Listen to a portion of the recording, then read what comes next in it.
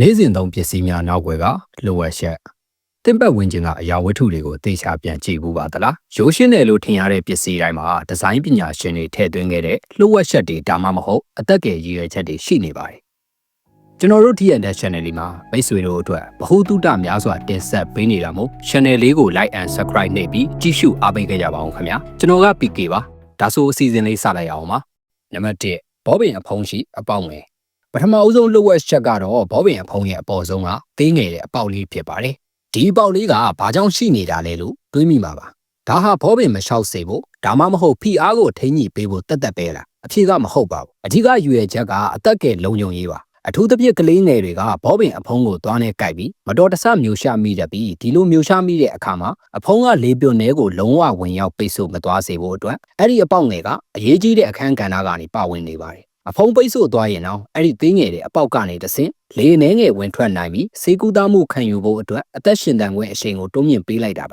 ါဒီဒီဇိုင်းကိုကမ္ဘာကျော် Base Company အပါအဝင်ဘောပင်ထုတ်လုပ်သူအများအပြားကလိုက်နာကျင့်သုံးခဲ့ကြပါတယ်ဒီလိုရိုးရှင်းတဲ့ပြောင်းလဲမှုကလူသားတွေရဲ့အသက်ကိုကာကွယ်ပေးနိုင်တဲ့အကောင်းဆုံးဥပမာတစ်ခုပါနံပါတ်2ကီးဘုတ်ပေါ်ရှိ F2G ကီးများပေါ်မှာအဖုများကွန်ပျူတာသုံးနေတဲ့သင်က F2G ကီးဘော်ကသေးငယ်တဲ့အဖုနှစ်ခုကိုသတိထားမိဘူးပါသလားဒီအဖုလေးတွေကရိုးရိုးအလားဆင်ထားတာလို့ထင်ပါလိမ့်မယ်ဒါပေမဲ့ဒီအဖုလေးတွေကတင့်ကိုကီးဘုတ်မကြည့်ပဲလျင်မြန်စွာစာရိုက်နိုင်မှုအတွက်တိတ်တဆိတ်လမ်းညွှန်ပေးနေတဲ့မမြင်ရတဲ့ဆရာတွေပါဒီဒီဇိုင်းကိုကွက်တီကီးဘုတ်ကိုတီထွင်ခဲ့တဲ့ Christopher Shaw ကိုယ်တိုင်နောက်ပိုင်းမှာထပ်မံထည့်သွင်းခဲ့တာမဟုတ်ပါဘူးဒီအဖုတွေကိုတီထွင်ခဲ့သူက Jenny Erickson ဆိုတဲ့မျက်မမြင်တူဖြစ်ပါတယ်သူ့ရဲ့ရည်ရွယ်ချက်ကလက်ချောင်းတွေကိုနေရာမှန်ရှာထားပြီးစာရိုက်တဲ့အခါမျက်စိကဲ့သို့ထိတွေ့မှုအဖြစ်အာယုံခံသိစေဖို့ဖြစ်ပါတယ်။ညာဘက်လက်ညှိုးကိုခြေအဖုပေါ်မှာဘယ်ဘက်လက်ညှိုးကိုအဖုပေါ်မှာတင်လိုက်ရုံနဲ့ကျန်တဲ့လက်ချောင်းတွေကအလိုလျောက်နေရာမှန်ကိုရောက်ရှိသွားမှာပါ။ဒီလိုရိုးရှင်းတဲ့အထီးအတွေ့ဒီဇိုင်းတစ်ခုကကျွန်တော်တို့ရဲ့နေ့စဉ်လုပ်ငန်းဆောင်တာတွေကိုဘလောက်အထိရန်ဆန်စီလေးဆိုတာစဉ်းစားကြည့်နိုင်ပါတယ်။နံပါတ်3ဂျင်းမောင်းမီပေါ်မှာသေးငယ်သောအိတ်ကက်သင်တို့အားလုံးဝစ်စင်မှုတဲ့ဂျင်းမောင်းမီရဲ့ရှေ့အိတ်ကက်ဘေးနားမှာရှိတဲ့အဲ့ဒီအသေးငယ်ဆုံးအိတ်ကက်ကလေးကဘာကြောင့်ပါဝင်လာတာလဲဒီနေ့ခေတ်လူငယ်တွေကအလားစင်မို့ဒါမှမဟုတ်ငွေဆက်ကူခောက်ထဲဖို့လို့ယူဆတတ်ကြပါတယ်ဒါပေမဲ့သူ့ရဲ့မူလသမိုင်းဝင်ကြီးရဲ့ချက်ကဒါတွေချက်ပို့ပြီးစိတ်ဝင်စားစရာကောင်းပါတယ်ဒီအိတ်ကက်ကို1800ပြည့်လို့နှစ်တွေကအမေရိကန်အနောက်ပိုင်းမှာရွှေတူးပေါ်သူတွေနဲ့ကောင်းပိုင်တွေအတွက်အဓိကတီထွင်ခဲ့တာပါအဲ့ဒီခေတ်တုန်းကအိတ်ဆောင်နိုင်ကိုအလွယ်တကူမပြောက်ပြက်စေဖို့နဲ့ကာကွယ်ဖို့အတွက်အဲ့ဒီအသေးစားအိတ်ကက်ထဲမှာတီးတန့်ထည့်သွင်းထားတာပါဒါကြောင့်သူ့ရဲ့မူလနာမည်က Watch Pocket နိုင်အိတ်ကက်ပါနိုင်မပါတော့တဲ့ဒီနေ့ခေတ်မှာတော့ဒီအိတ်ကက်က Levilo နာမည်ကြီးဂျင်းမောင်းမီကုမ္ပဏီတွေရဲ့အမှတ်အသားဒီဇိုင်းတစ်ခုအဖြစ်ဆက်လက်တည်ရှိနေစေဖြစ်ပါတယ်နံပါတ်4ဖက်နှက်ကြိုးအတွက်အပေါ်ပေါက်မျာ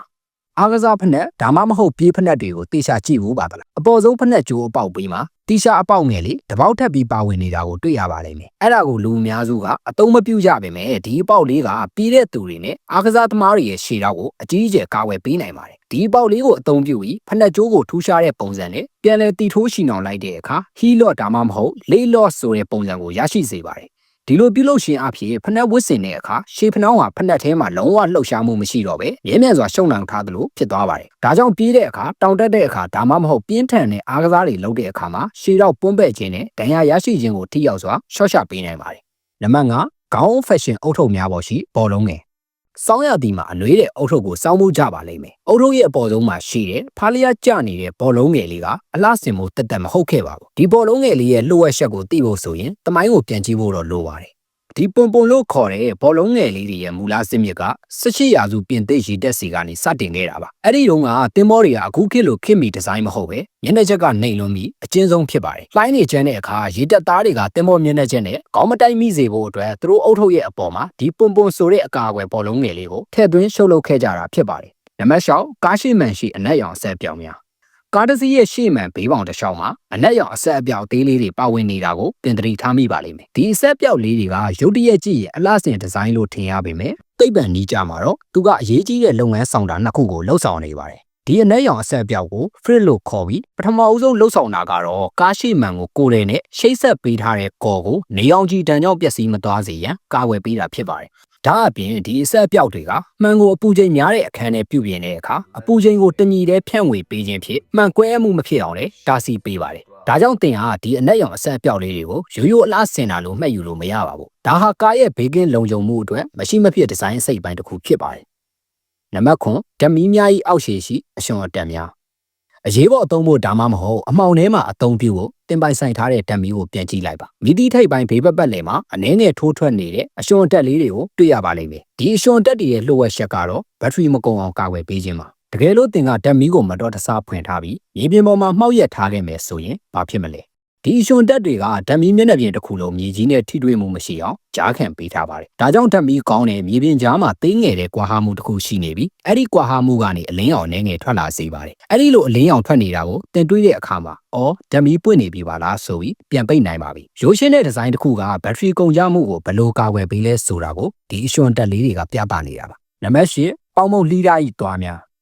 မိဖို့ကြောင့်ထဲမှာရှိတဲ့ပေါင်မုံလှီးဓာတ်ကိုတစ်ခါတော့အသုံးပြုကြဘူးပါလိမ့်မယ်ဒီဓာတ်တွေမှာတာမန်ဓာတ်တွေလိုရှော့မွတ်တဲ့အစွမ်းမရှိပဲဘာကြောင့်လွှတ်သွားပုံစံဓာတ်များပါဝင်နေရတာလဲဒီဓာတ်သားတွေရဲ့ရည်ရွယ်ချက်ကတော့ဖိအားကိုလျှော့ချဖို့ပါပေါင်မုံကအပေါ်ယံကကျွရွပေမဲ့တွင်းသားကနူးညံ့တဲ့အရာပါတာမန်ရှော့မွတ်တဲ့ဓာတ်ကိုသုံးပြီးလှိဖြတ်မယ်ဆိုရင်ပေါင်မုံရဲ့နူးညံ့တဲ့အတွင်းသားကိုဖိအားတက်ရောက်ပြီးပြတ်ရှက်သွားစေနိုင်ပါတယ်ဒါပေမဲ့ဒီဓာတ်သွားသေးသေးလေးတွေကပေါင်မုံမျက်နှာပြင်ပေါ်မှာပုတ်တိုက်မှုကိုနည်းစေပြီးနူးညံ့တဲ့အတွင်းသားကိုဖိအားမပါပဲအလွယ်တကူဖြတ်တန်းသွားနိုင်မှုအတွက်ရည်ရွယ်ဖန်တီးထားတာဖြစ်ပါတယ်ဒီလိုဒီဇိုင်းကြောင့်ပေါင်မုံကပြတ်ရှက်သွားနိုင်ခြင်းမရှိပဲပုံတရံမပြတ်လှိဖြတ်နိုင်ပါတယ်ဒါဟာအစားအသောက်သိပ္ပံရဲ့ရိုးရှင်းတဲ့အောင်မြင်မှုတစ်ခုပါ